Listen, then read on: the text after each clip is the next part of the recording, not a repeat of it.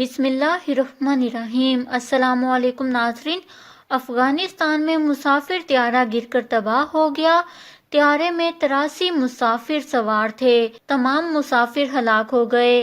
جی ہاں ناظرین، افغانستان کے صوبہ غزنی میں مسافر طیارہ گر کر تباہ ہو گیا ہے۔ افغان ٹی وی نے اپنے ٹویٹر اکاؤنٹ پر بتایا ہے کہ تباہ ہونے والا طیارہ ملکی نہیں بلکہ غیر ملکی ہے اور اس میں سوار تمام مسافر ہلاک ہو گئے ہیں۔ رپورٹ کے مطابق افغان صوبہ غزنی کے گورنر وحید اللہ نے بتایا ہے کہ طیارہ دوپہر 1:10 پر گر کر تباہ ہوا۔ طیارے میں آگ لگی ہوئی تھی جسے گاؤں کے لوگوں نے بھی بجھانے کی کوشش کی۔ طیارہ جل کر پوری طرح تباہ ہو گیا ہے اور بظاہر غیر ملکی محسوس ہوتا ہے۔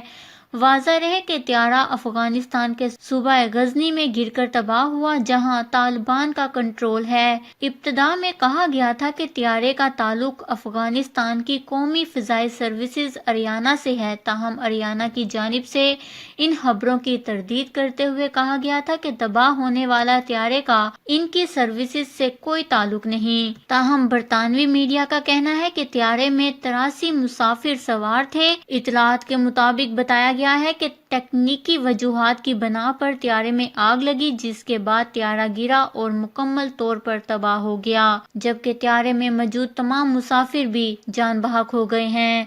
اس خبر کو لے کر اپنے قیمتی رائے کا اظہار نیچے کمنٹس میں ضرور کریے گا۔ ہمارے چینل کو سبسکرائب کریں، آپ کو لیٹسٹ اپڈیٹس ملتی رہیں گی۔